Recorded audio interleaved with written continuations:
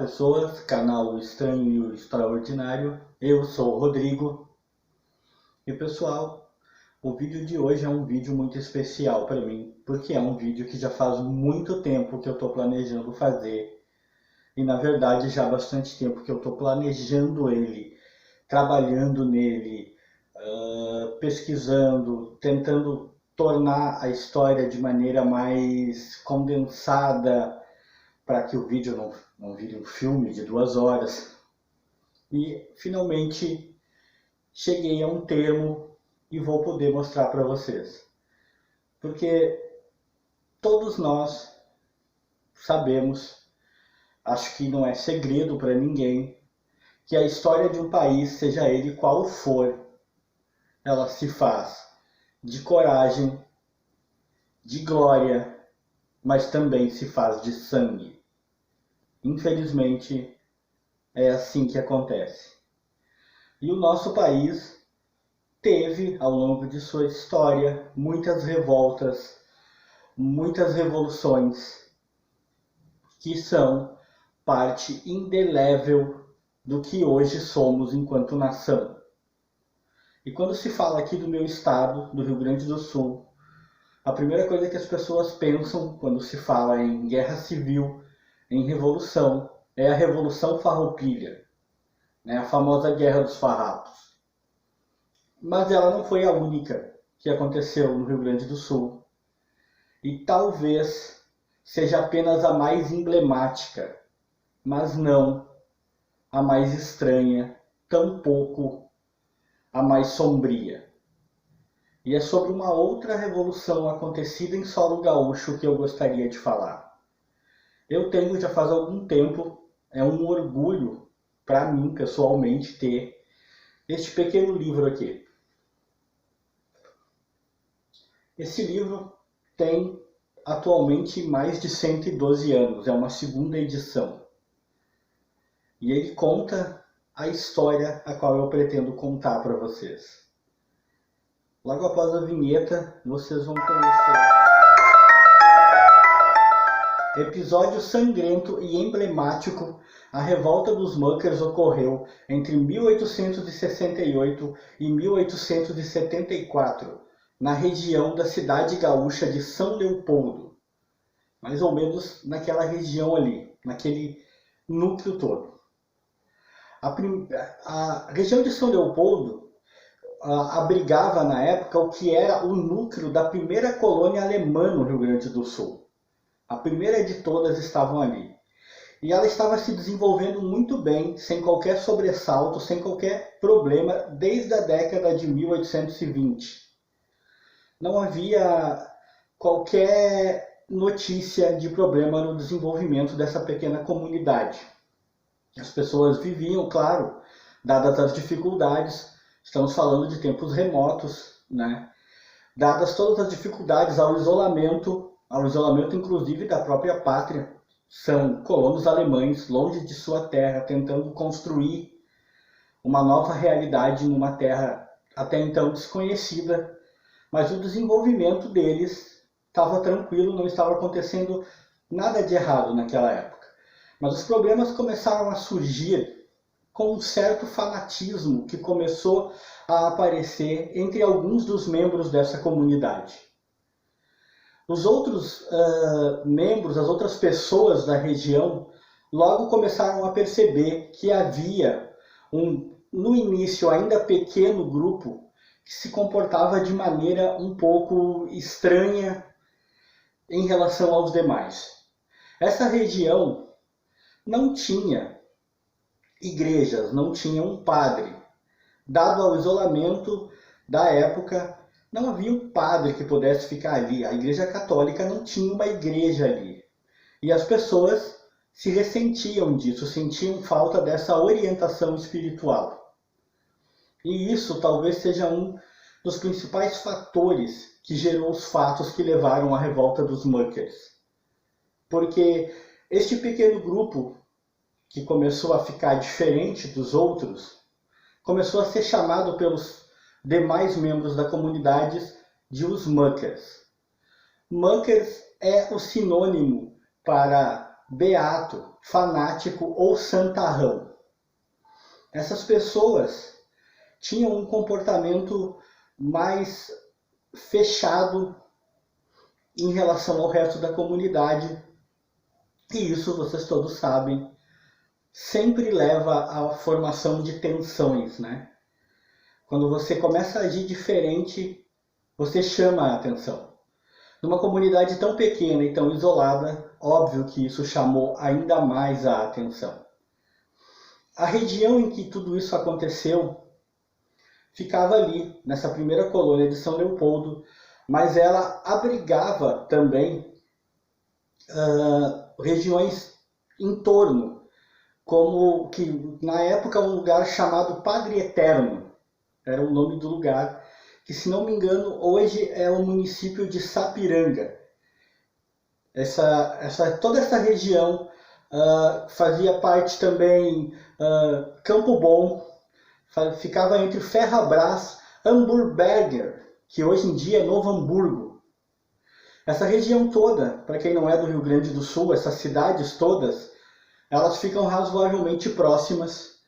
Na época, com outros nomes, e claro, ainda não, a maioria delas ainda não como cidade, todas elas abrigavam pequenas comunidades. E em todas essas pequenas comunidades começou a se sentir a presença dos muckers. No início, eles começaram a procurar o marceneiro e agricultor conhecido como João Jorge Mauer, porque ele meio que fazia as vezes de padre na região. Era um sujeito que razoavelmente sabia se expressar, e ele reunia as pessoas para falar da Bíblia, para ler a Bíblia. E ele tinha uma esposa chamada Jacobina Mendes Mauer, na verdade. Guardem esse nome. Jacobina, na verdade, muito mais do que o seu marido, vai se tornar o ponto focal da nossa história. Mas no início, ela ainda não era importante. No início, esse pequeno grupo procurava o seu marido, o João Jorge, que falava com eles, eles faziam pequenos cultos. Então, no início, quando as pessoas procuravam o João Jorge Mauer, a intenção delas era buscar esclarecimento espiritual, era poder praticar sua religião, por assim dizer. Mas dentro de algum tempo, eles começaram a virar verdadeiros seguidores. Jacobina foi, sem dúvida, o ponto focal e o estopim da revolta dos muckers. Em pouco tempo, ela acabou tomando lugar como referência religiosa do marido que até então era muito procurado pelas pessoas da região para ter esse contato, essa ajuda. Jacobina foi uma criança de saúde frágil, muito disposta a chorar, com dificuldades de aprendizado, sofrendo de insônia. Ela tinha noites agitadas e tinha sonhos muito agitados. Ela sofria de convulsões e tinha certamente muitos problemas nervosos, talvez até mentais. Na verdade, é bem provável que ela tivesse problemas mentais. Pelo menos na minha opinião, me parece muito, muito provável que a Jacobina sofresse de alguma moléstia mental, como esquizofrenia ou algo do tipo. Mas claro, isso é apenas minha opinião. Não tenho, obviamente, nenhum conhecimento, não sou psiquiatra, não sou psicólogo, mas me parece, por tudo que eu li, pelo que eu conheço, que ela realmente deveria ter alguma espécie de distúrbio mental, a se seguir, a se saber da sua história de vida. Jacobina sofria de constantes convulsões. E com o passar do tempo, essas convulsões só pioraram. Na verdade, ela passou a sofrer cada vez mais dessas convulsões. E quando ela era acometida de tais convulsões, ela costumava soltar palavras sem nexo. Ela falava frases sem nenhum nexo, de difícil interpretação. E aí vocês imaginem que para as pessoas daquela região, para as pessoas humildes, para as pessoas simples, bastante influenciáveis, bastante suscetíveis a esse tipo de situação. As convulsões ainda acrescidas dessa questão dela falar essas palavras impressionavam muito e eram interpretadas como uma espécie de, como é que eu vou dizer, de intervenção divina. As pessoas claramente achavam que isso era uma intervenção externa, que elas não tinham como saber que aquilo era uma doença, que era uma moléstia. Para elas era sem dúvida algo que vinha de fora e que vinha de Deus. Era Deus falando através de Jacobina. E a própria Jacobina acabou se convencendo disso, porque com o tempo essa situação só piorou e ela passou a ler a Bíblia e a interpretar a Bíblia junto ao pastor João Jorge Klein. Quando eles faziam reuniões, faziam cultos, ela participava disso e ela acabou pegando essa questão de ler a Bíblia para as pessoas e de interpretar a Bíblia. E Jacobina tinha uma maneira muito própria, muito sua de interpretar a Bíblia, que diferia de qualquer outra maneira, de qualquer outro religioso, fosse pastor ou padre que as pessoas tivessem conhecido. E aí eu lembro a vocês que estamos falando de uma época e de uma região em que tudo era remoto. O contato dessas pessoas com autoridades religiosas era muito pequeno, tanto que eles se voltaram primeiro para o marido da Jacobina, depois para a própria Jacobina. A presença de pastores e padres era menor, era menos influente. As pessoas eram bastante supersticiosas.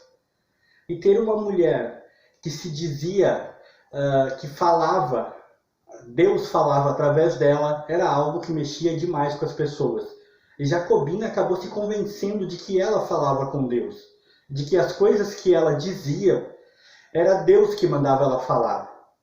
Em pouco tempo, cada vez mais e mais pessoas passaram a se reunir nesses encontros, nesses cultos que aconteciam na casa da própria Jacobina.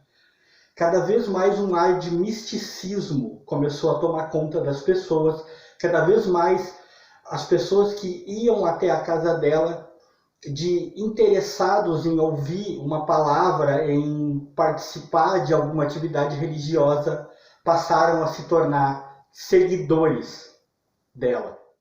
Um certo misticismo passa a envolver o grupo que se tornou frequente na casa de Jacobina. Eles passam até mesmo a acreditar que são os eleitos de Deus para fundar uma nova era na Terra, e chegam até mesmo a elaborar uma doutrina própria nesse sentido. Tamanho o poder que Jacobina acabou adquirindo sobre aqueles que iam até sua casa para escutá-la. Desta maneira, é claro que a desconfiança daqueles que cercavam o grupo de Jacobina, a desconfiança dos demais membros da sociedade e, por que não dizer, já desde aquele tempo, o medo começa a ficar cada vez maior. Os eleitos de Jacobina tornam-se um grupo mais arredio, mais fechado e mais determinado. E uma vez que fica estabelecido entre eles essa ideia de que são eleitos de Deus para uma nova era na Terra, eles começam a trabalhar mais concretamente no sentido de realizar essa nova era. E aí começam os maiores problemas. Porque esse trabalhar mais concretamente envolvia, por assim dizer, vencer, eliminar aqueles que eles consideravam seus inimigos, aqueles que eles consideravam infiéis, os que não participavam da seita e, mais do que não participar, demonstravam-se contra ela. De simples grupo religioso os seguidores de Jacobina acabaram convertendo-se basicamente numa seita que tinha um braço armado que começou a perseguir aqueles que eles consideravam seus inimigos, aqueles que os criticavam na colônia. Foi quando começaram a acontecer atentados contra diversos membros da colônia. Foi quando a violência começou a eclodir. As pessoas que não eram membros da seita de Jacobina começaram a ter cada vez mais medo, a temer cada vez mais por sua segurança e, ao mesmo tempo, a ficar divididas. Porque, às vezes, numa mesma família, existiam membros que eram a favor de Jacobina, que acreditavam naquilo que ela pregava, e outros que eram contra. Então, famílias começaram a rachar e a ter problemas. Houveram casos, inclusive, de casais que tinham essa diferença de opiniões, irmãos que não tinham essa concordância, um acreditava em Jacobina, o outro não acreditava. Um era seguidor, o outro não. Dentro de algum tempo, não eram poucas as famílias que tinham pelo menos um primo, um irmão, um conhecido que fosse, que se tornara seguidor de Jacobina e sua seita e suas ideias. Isso, claro, aumentava o poder e a influência dela na colônia. E também aumentava esse medo que se generalizava. Devido a esses atentados, devido a essa ação armada e muitas vezes violenta dos membros da seita de Jacobina, buscando eliminar seus detratores e com isso começar a construção da sua famosa nova era na Terra, Jacobina e vários membros, inclusive seu marido, acabaram sendo presos. Só que Jacobina foi logo libertada por falta de provas. De alguma maneira, por alguma razão, se considerou que não havia provas de que ela estava envolvida dos atos que haviam sido praticados e ela foi logo libertada. E isso, é claro, só contribuiu para aumentar a fama dela e o poder dela não só sobre os membros da sua seita, como trouxe novos membros.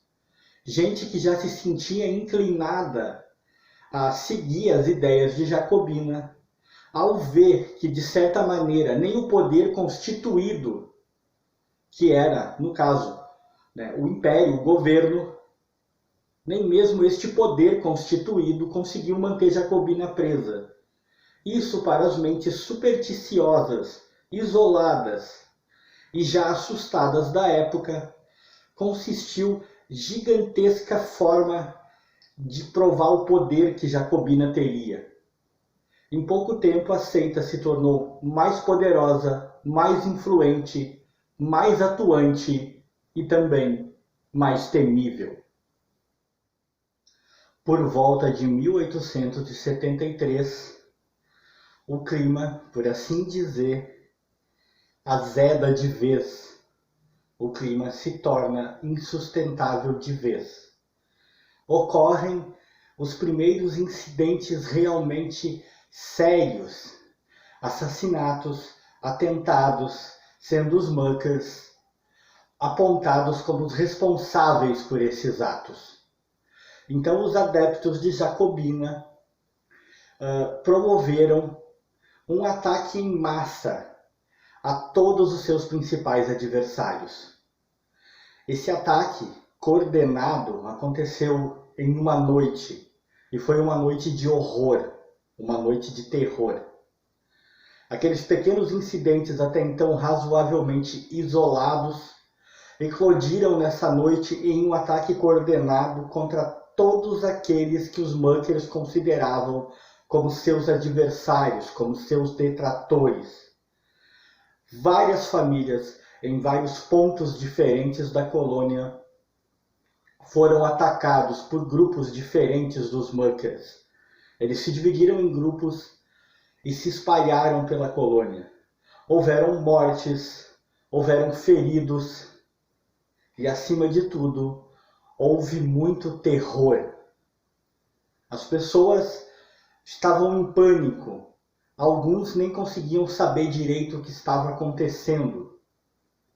Mas os Muckers, obviamente, sabiam o que estavam fazendo. E, na sua ideia de que eram os representantes de Deus para fundar uma nova era, eles achavam que estavam fazendo o trabalho do Senhor, eliminando aqueles que, na opinião deles, estavam ali para se opor a Deus.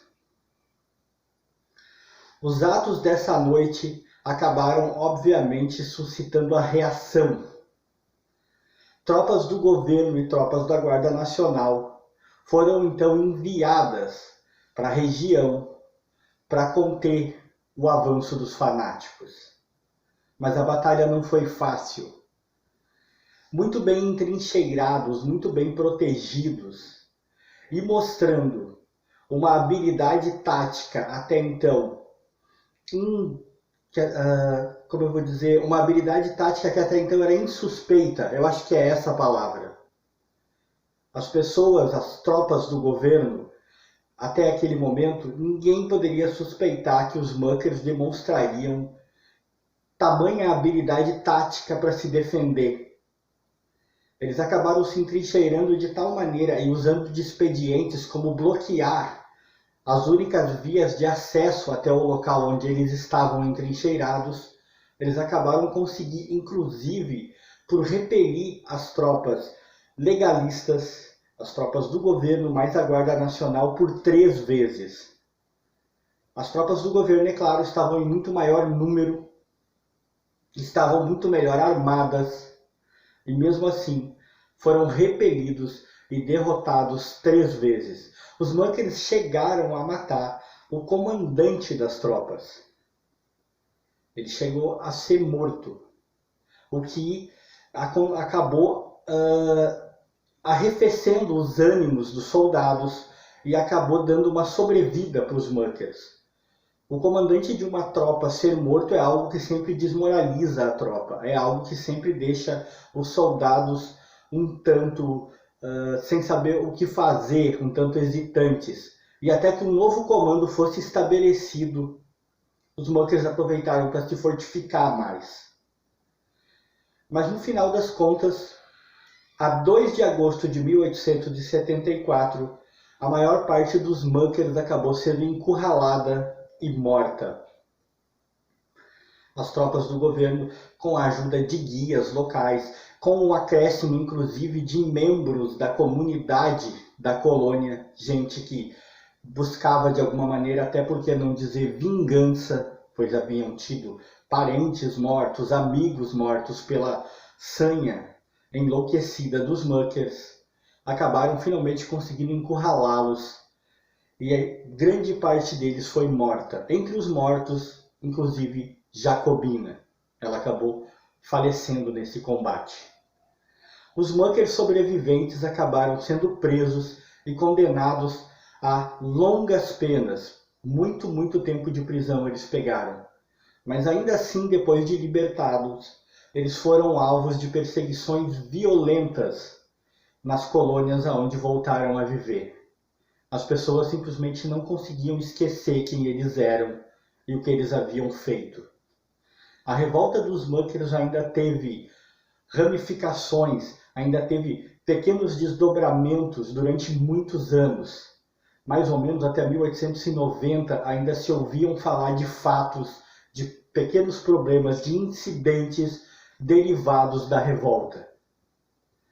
Foi um dos fatos mais marcantes, terríveis e emblemáticos da história gaúcha. E, no entanto, nem por isso é assim tão comentado. Fé, revolta e sangue numa história que parece um enredo de um livro. Essa foi a revolta dos Muckers.